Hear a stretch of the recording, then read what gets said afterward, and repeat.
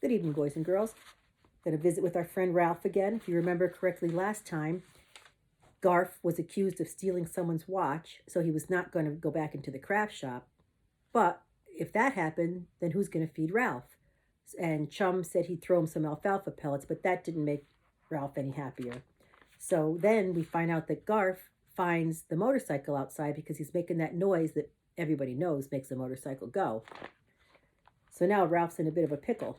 So we're going to start chapter 7, The Escape. Ralph was desperate to escape. His food supply was running low, and as Chum had predicted, Garf stayed away from the craft shop. Ralph ran around the sides of his cage, hoping that there might be an opening that overlooked an overlooked space wide enough for him to squeeze through, but there was none, as he had known all along. He pushed on the door with all his strength, but he could not budge it. He ran on his wheel and hoped that it might just once take him someplace, but of course it did not. Ralph needed help. "Hey, Chum," he called over to the hamster, who was noisily wearing down his teeth on the bars of his cage. "You're a stretchy fellow. See if you can stretch over here and pull this door open." For once, Chum obliged by putting his shoulder to the bars of his cage, stretching his foreleg as far as he could, and reaching with his paw. He barely managed to flick a wire on the side of Ralph's cage with a toenail. "There must be some way we could get out of here," said Ralph. "There's got to be."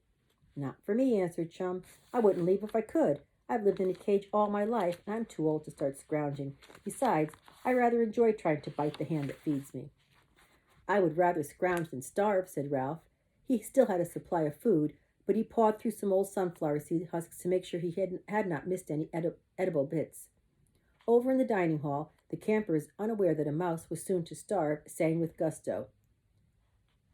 As his food supply dwindled farther, Ralph felt nervous and guilty. His mother had taught him to store food. The sight of the campers' mosaics made of dried peas and beans was hard to bear.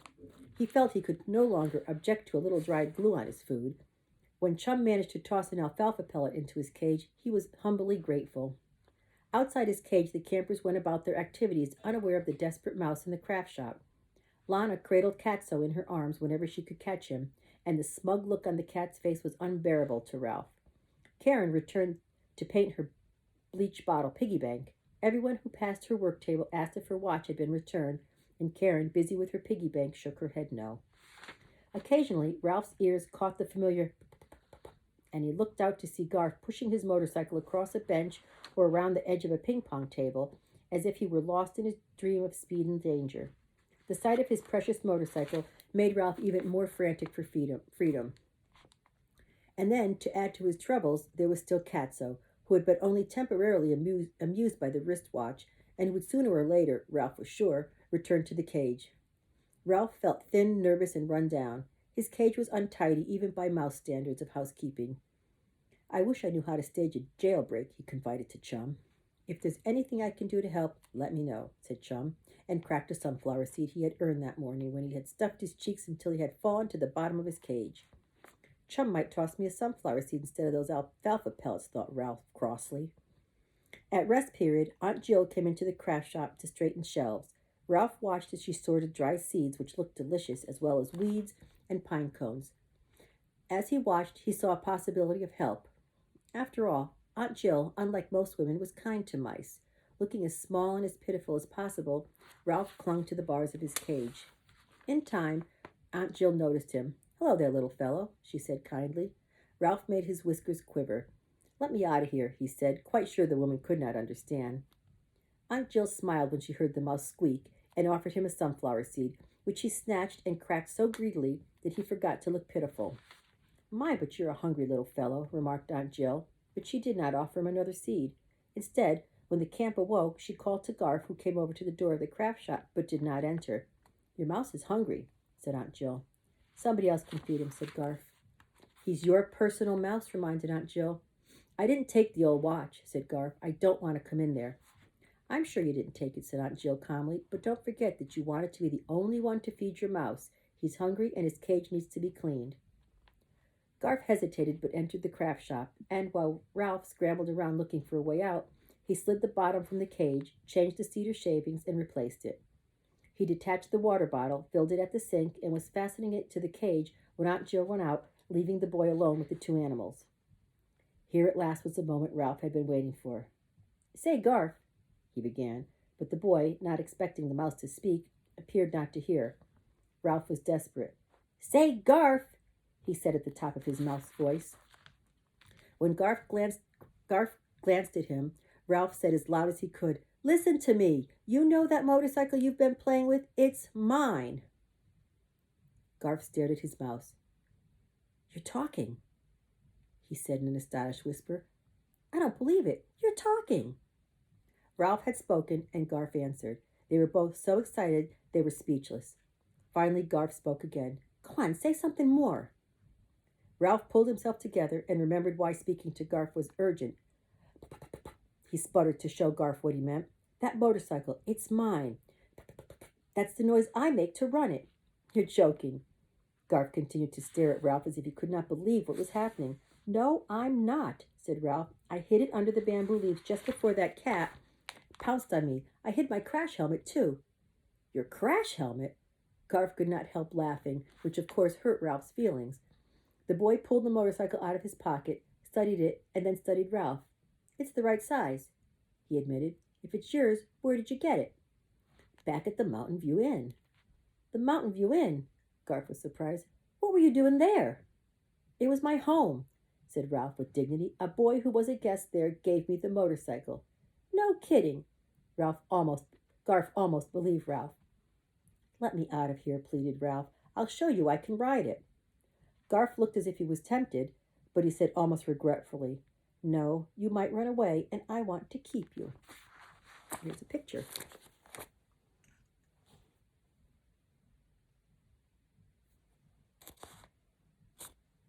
Oh, let me get a little center there.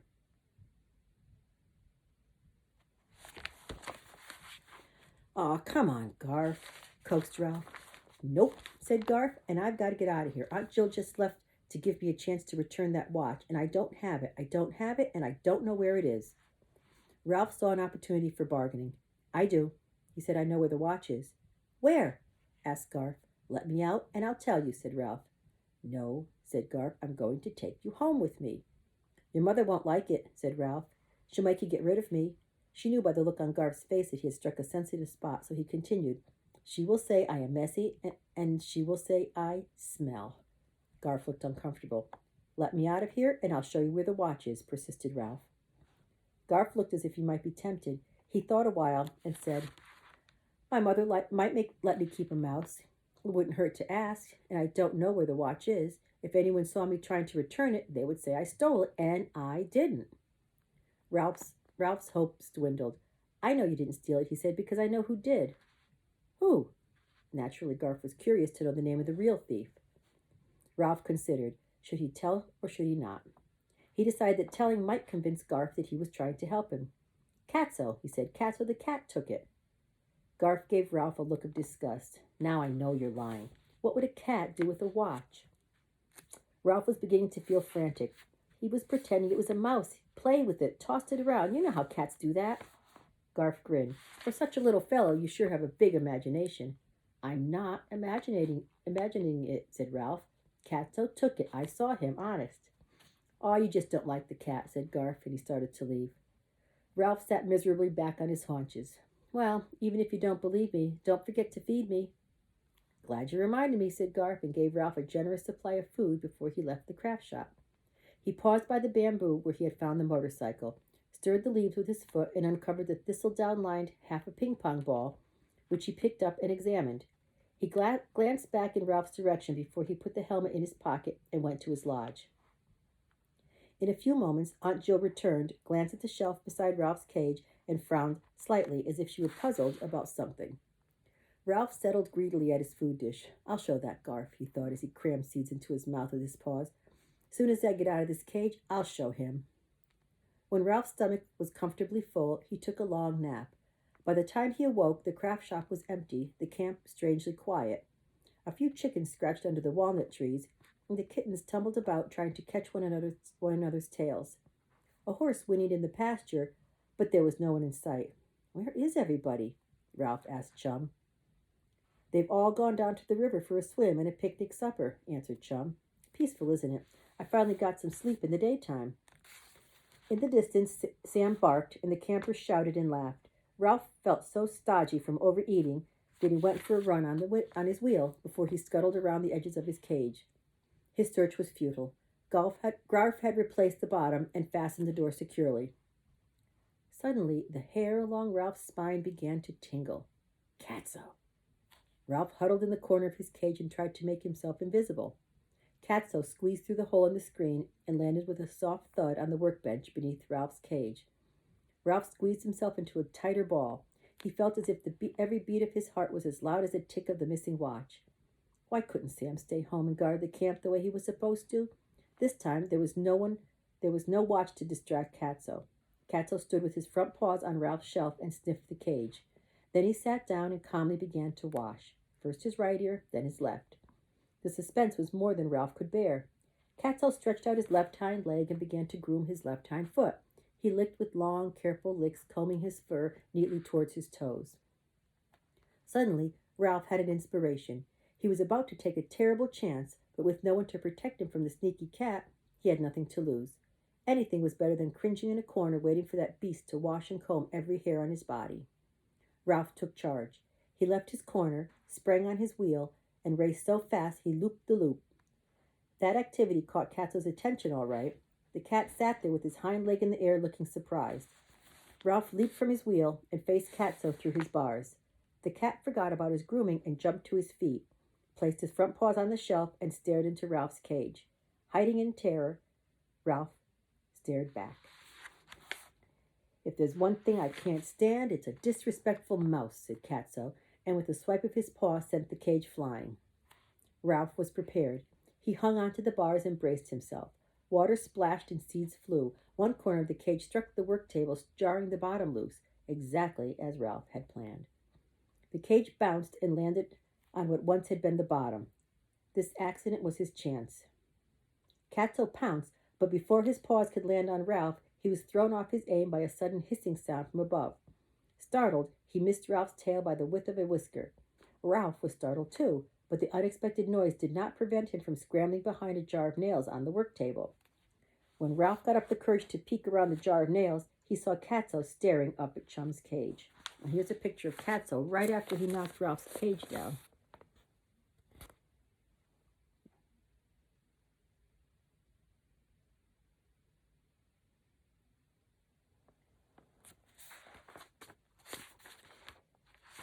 He heard the hissing sound again and knew that it must be coming from Chum. Good old Chum. Ralph hadn't known that a hamster knew how to hiss. When Catso recovered from his surprise, he was after Ralph, who dashed from behind the nails as the jar was sent rolling across the table. Crash! It landed on the floor and broke, scattering nails across the craft shop. Ralph leaped behind the supplies of beans and peas and hamster food with Catso after him. Jars crashed, bags tumbled and split as they fell. Crash, bang, smash, noise and flying glass did not stop Catso. Ralph leaped behind the big spools of lanyard plastic. Catso knocked over the spools and the plastic unreeling, tangling about his feet. While Catso freed himself from the plastic, Ralph found behind the work table a slanting piece of wood that was a brace between the studs of the rough walls of the craft shop. Ralph ran down the brace as Catso tried to squeeze his head between the edge of the work table and the wall. He could get his head into the space, but not the rest of his body. He pulled back his head and tried to reach Ralph with his paw. Ralph, however, was too far down the brace. Next, Catso leaped to the floor and ran under the table. Ralph scurried up the brace so that he was above the table and beyond Catso's reaching paw. Back to the tabletop went Catso, and down the brace ran Ralph, once again behind the stretch of those curved and groping claws. Frantic with frustration, the cat sprang from the table while Ralph ran up the brace. Once more, Catso reached and stretched and groped. Ralph's courage and confidence had returned. He advanced within a half-inch of Catso's longest reach. Catso tried, but could not stretch his foreleg any further. Ralph sat down and said, "This could go on all day. You might as well give up. You know I'm too smart for you." Catso, after one more effort to stretch farther, withdrew his paw, came out from under the table, and picked his way dainty and disdainfully through the jumble of seeds, nails, and plastic cord, as if the mess was beneath his notice. He held his tail proudly erect, but he did not fool Ralph. That cat had been defeated. Catso squeezed out the hole in the screen door. Ralph was safe and free. Now all he had to do was figure out how to get his motorcycle away from Garf, and he would be on his way back to the Mountain View Inn. In the meantime, he settled down to feast on all the seeds that Katso had spilled for him. And that's the end of chapter 7. We have 2 more chapters. We have 8 and 9 to finish. Okay, till next time.